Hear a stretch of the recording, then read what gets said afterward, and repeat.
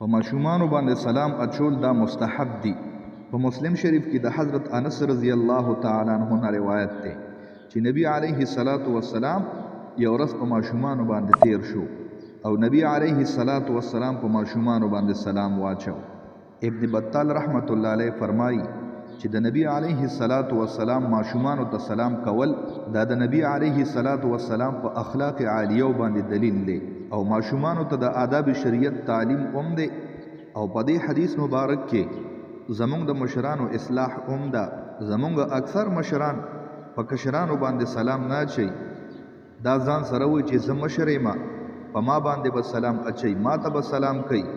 نبی علیه الصلاۃ والسلام د دې اصلاح هم وکړه چې په سلام کې مشر کشر نشته دی، بس چې چاړ باندې والی وکړو په سلام کې. بل سلام اچول دا سنت دی او جواب ورکول دا واجب دی. ماشومانان دا مکلف نه دي، یعنی دوی ته د شریعت حکم متوجه نه دی.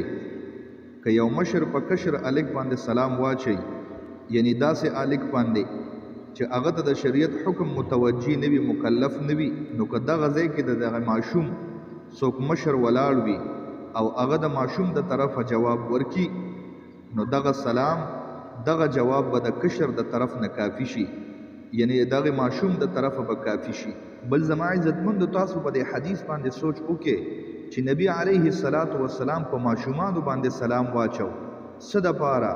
د تعلیم دپاره چې دوی د شریعت د حکم دا وپیژني، د شریعت د آدابو نه خبر شي. نن مونږ د خپلو ماشومانو نه ګیلې کوو چې زمونږ ماشومان دا بد اخلاقه دي. زمارونو ماشومان د خپلو مشرانو نه خبرې زده کوي.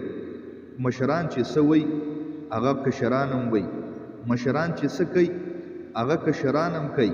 اوس که تاسو غواړئ چې زمونږ کشران دې با ادبه وي، زمونږ کشران دې د اسلامي تعلیماتو نه خبردار وي، زمونږ ماشومان دې زمونږ د سترګو یخوالي وي، نو د دوی په وړاندې باندې به تاسو داسې کارونه کوئ چې د هغې په ذریعې سره د هغوی دنیاوي او دینی تربیت کیږي. د خپلو کشرانو په وړاندې په بل مسلمان باندې سلام کوئ، مونځ او دس کوئ د خپلو کشرانو د وړاندې، د رشتہ دارانو سره صله رحمي کوئ، بل مسلمان ته نقصان مه رسوئ، د بل مسلمان د فائدې سوچ کوئ. بیا چې ستا په کور کې کم ماشوم را غټیږي، د الله رب ذوالجلال په فضل و کرم سره به هغه ستا د سترګو یخوالي وي، با ادبه به وي، با اخلاقه به وي.